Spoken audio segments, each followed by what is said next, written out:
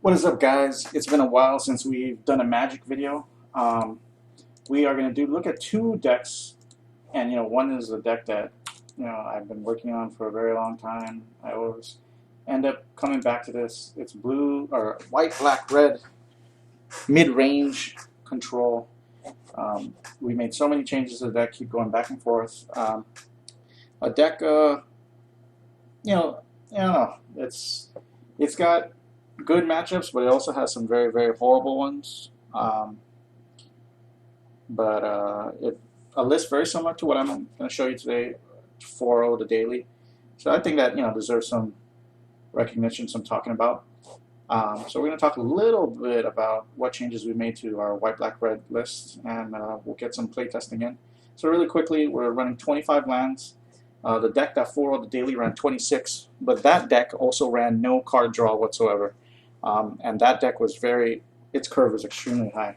That deck had 4 Pillar of Flames, 2 Dreadbores, 2 Mizia Mortars, and then past that, it had 4 Boros Reckoners, 4 Vampire Nighthawks, and beyond that, it was just a bunch of 4, 5, and 6 drops.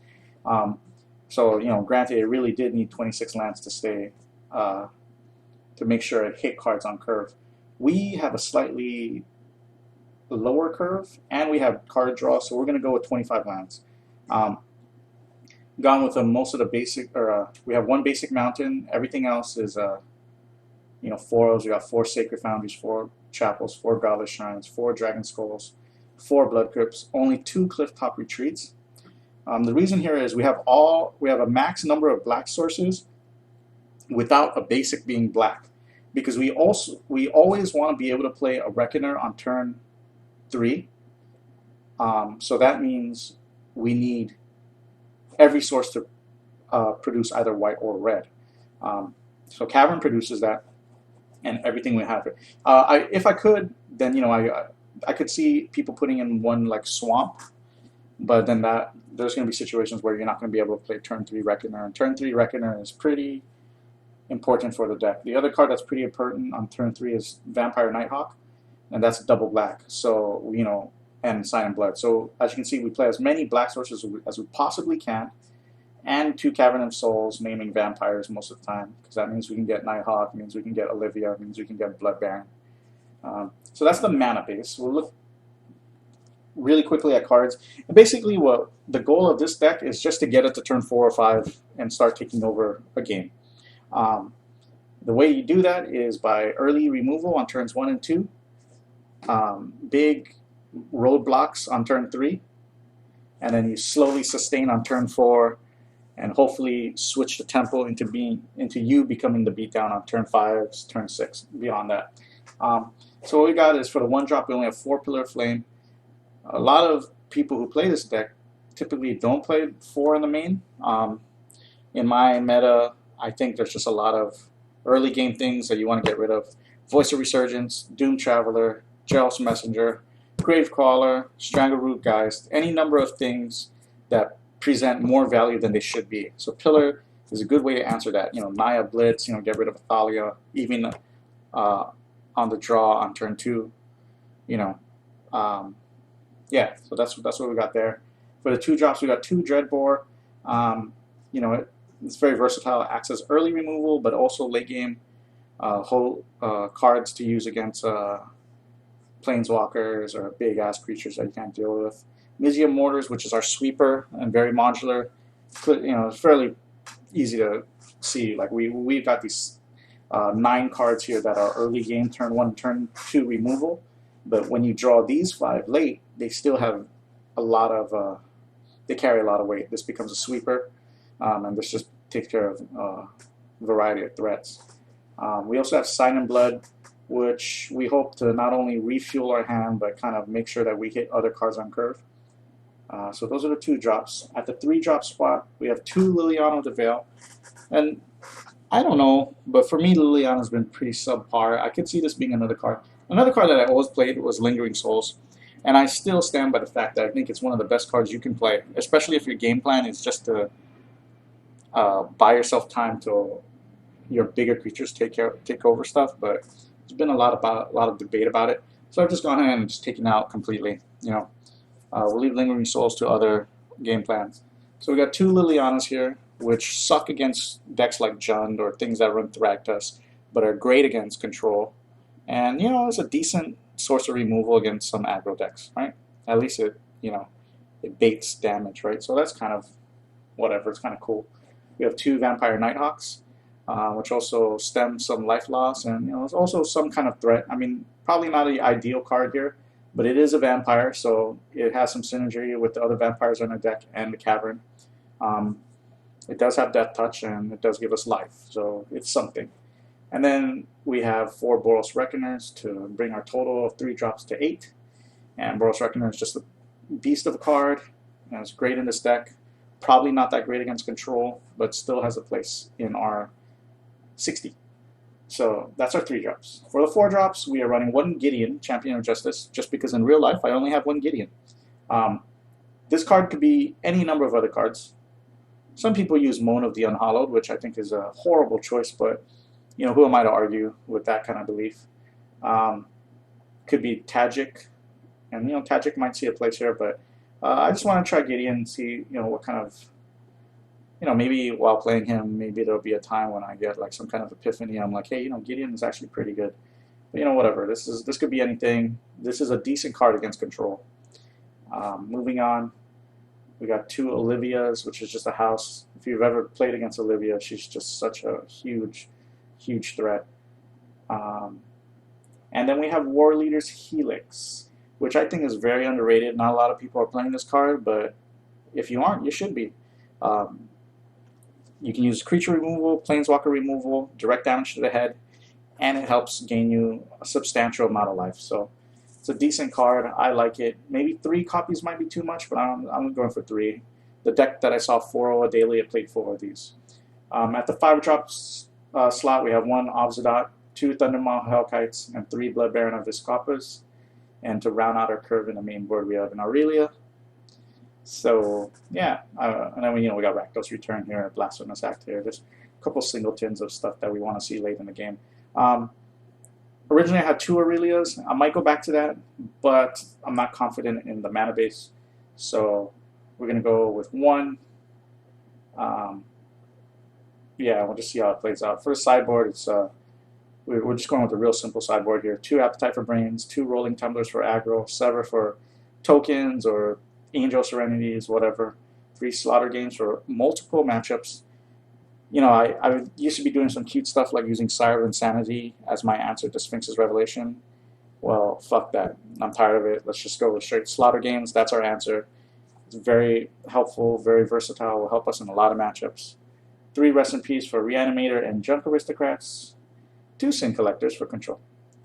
Another Obsidian in the board for control, and a Sunburned Legion for control. So that is our deck, and we are gonna run with it. Let's see what kind of matchups we can get here. Hopefully we do good. Standard, T1 Standard, okay. I Eat Crayons, that's this guy's name, okay. Let's see. Oh shit, not looking good, not looking good. We have 2 lands, no removal. Do we keep a hand like this? I think we're going to keep it. This is probably a bad idea, but I think we're going to keep, because I got a feeling that we will draw into the 3rd land by turn 3. 25 lands, chance of drawing 3rd land on curve is fairly high. I'd say it's above 80%. So, we're going to pray to the gods that we get what we want. Voice. Oh, see? Voice. There we go. That's why 4 pillars. Oh, see, there you go. That's a 3rd land. So we're fine there. We're cool. See, and this is, so like, Liliana sucks against voice, right? Clearly, because, she removes a token, but still get fucked. So a pillar would be nice.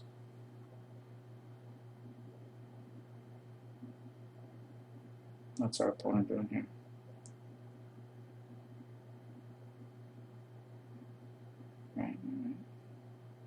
Two Voice of Resurgences. So, okay, and there's a pillar, so that's an answer of some sort. So, I'm going to pillar one. So he's playing Naya Midrange.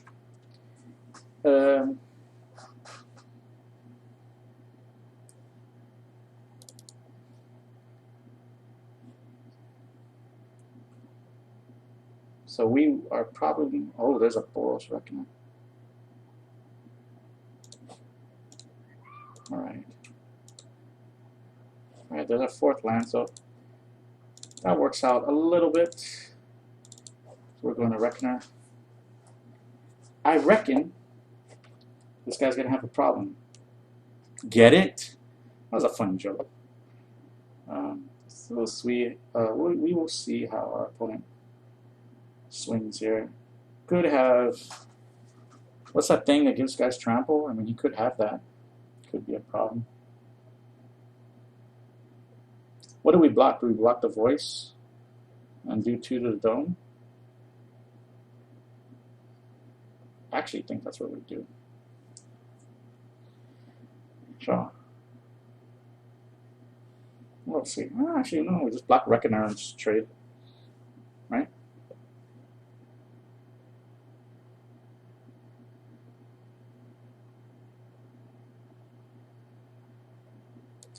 We'll block the Reckoner.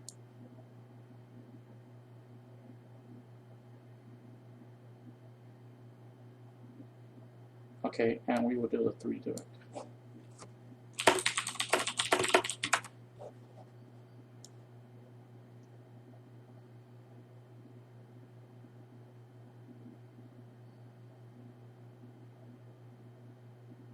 All right. That sucked.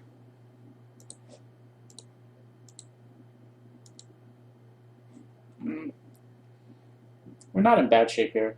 Like, he's tapped out, so we're just going to hit this guy for 4. And we'll put us at 20. So yeah, we're going to take 5 here, but we, you know, I mean, it's fine. He could come into Thunder Maw, and that would suck. That would be horrible, but that's Magic, right? All right, so I honestly just don't think he has answers. What do we play? Guess we go with Boros Reckoner. Let's see.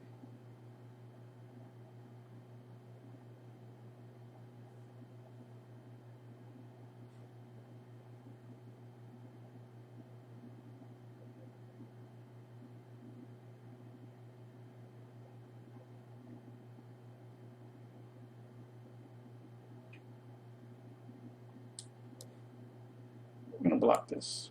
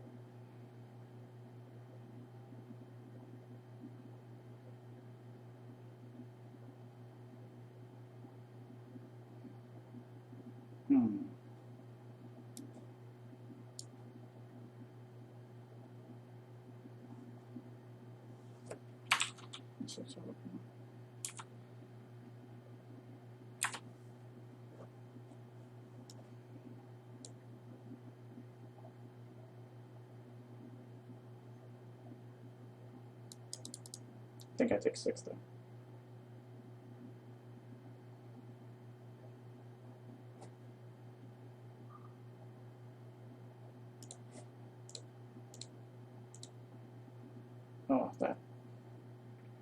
That sucked dick, bro. And, you know, we're tough on lands right now, but Dreadbore, remove that guy's threat. Missing land drops, but I think we played the right number of lands. If he has Gore Clan, we lost, but there's a Pilgrim. Okay. Okay, what do we do? What do we do? We have options here. We could play the land untapped. We'll go to 2. It'll put us at 1 the following turn. Or we could go Nighthawk. I think we're going to go Nighthawk, so we'll try Nighthawk.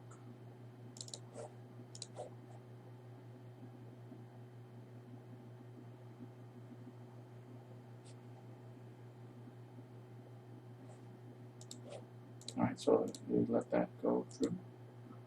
Didn't block it, huh?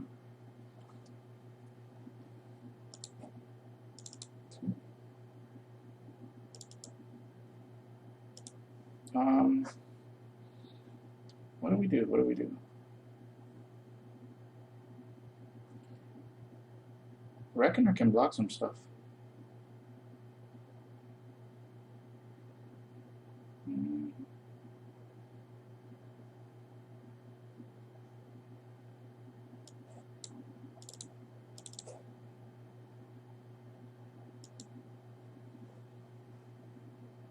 He didn't flash in the rest though. I wonder what he's holding in his hand. Okay, well, I guess maybe his deck has slowed down quite a bit. Let's see what he got here.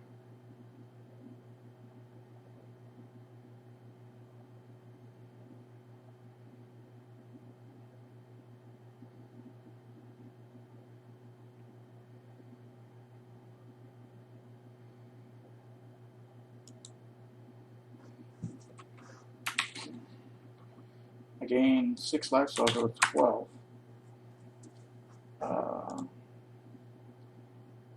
Now, what do we do here? Oh, see, we should have played Olivia. No, we can make a couple plays here. Well, we can do 2 things here. We can go with Lily. So counters, 1. And we can go with Reckoner. That's a solid board state.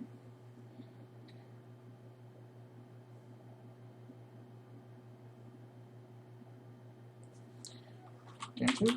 So yeah, wow, we came away with a win. I thought we were going to lose that game for sure. So this is Naya Midrange. Rest in peace. Will it help us? No. Slaughter games, if you bring something in. Sever, I think is good. Rolling Tumbler might work, but I think Appetite for Brains is better. You know, these guys, our creature base was pretty solid. Kind of wanted that life gain. You know, we could hit him with a Rakdos Return. That might be important. What did he have on the board? Tokens? Gideon seems subpar. Like Liliana even seems subpar, but did he play anything that we could have hit with Sin Collector? Worthy of hitting with Sin Collector? No. Because he wants to go Resto Angel. He wants to play at that kind of speed. Boros Reckoner, he's going to have his own Boros Reckoner, so Blasphemous Act isn't going to be as good. I think Ozadar will be pretty okay. No.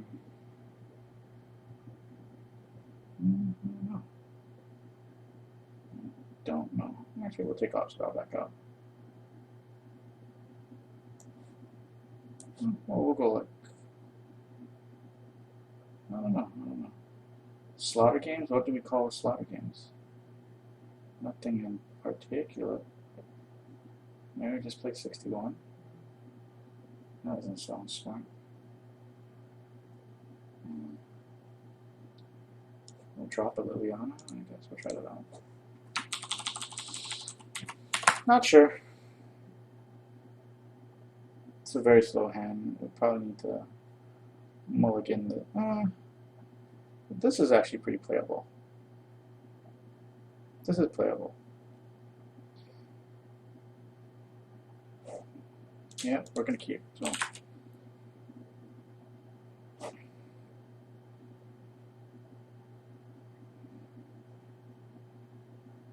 Alright, so we gotta turn on to. That's fine. It's all working out pretty alright.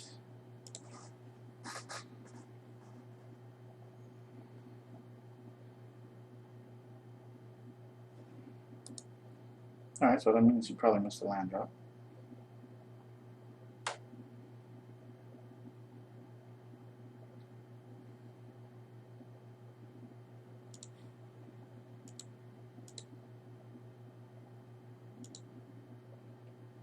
Okay, let's think about what he has as options at 4 mana. Like, what would he need? Double green or double white? And how important are either of those things to him?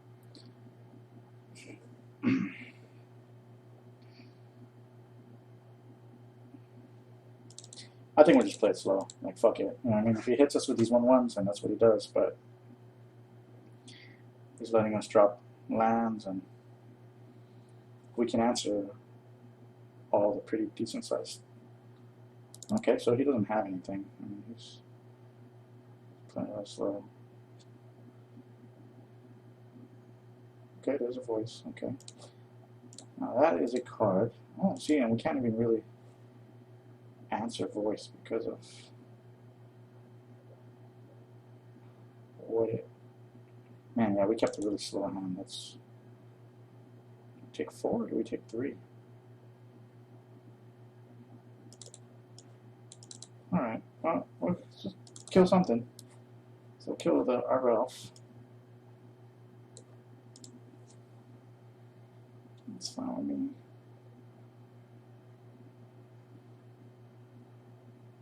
Kill the voice next time.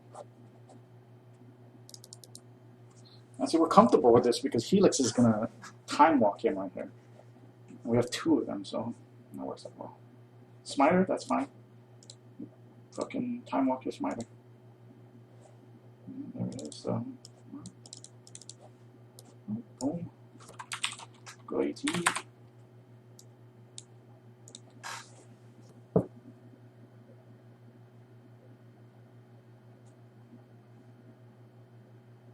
Helix, a very solid card. So we go 16. So he has 4 mana. He plays a Resto, or keeps mana open for Resto. Okay, Gorklan Rampager. Usually, I would be worried about that. But today, my friends, we are not. So boom, hit that Rampager, gain more life, go 20. Water Leader's Helix really is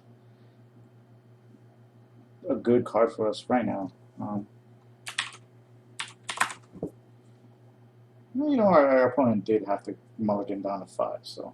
But we kept an unideal hand. Like, clearly, we could have held a better hand. Alright, what can we do here? Can we go Olivia and ping 1? And if he hits it with Celestial Charm, then he hits it with Celestial Charm, you know? So Olivia. Ping that guy.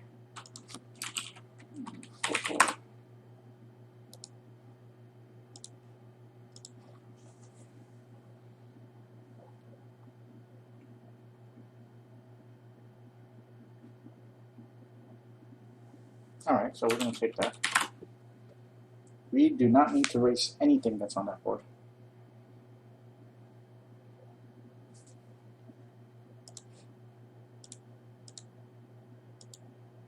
Alright, we've got 6 mana, 7 mana. So what do we do? Do we kill this and... okay, so here's what we can do. He could have Celestial Charm. He could have Restful Angel. Could have a couple things. But what we can do is we can use 2 mana, kill the Pilgrim, wait for his response. You know, maybe he Celestial Charms, maybe he doesn't. depending on whether or not he does, we can decide to play Obsidian or we can decide to play Thundermaw. If we play Thundermaw, we can attack and we can swing for 10. And then he'll be forced to play Resto and have to do something. Or we could save Thundermaw for the next turn, and what we can do is just ping the guy. He doesn't do anything. We swing for 5. He does or doesn't Celestial Charm. Then we play Obsidian, and then he has to decide which one to kill. And I think, and you know, we just play a land and do that. So I think that is a smarter play. So we're going to ping this. Go to 5/5. We're just going to start and we're going to swing for 5 here. Okay, so I mean, he didn't have what we were worried about. But we have Obsidian, so that'll put up 17. And that's GG. So, cool. That worked out pretty well. I was surprised. We'll test a little more.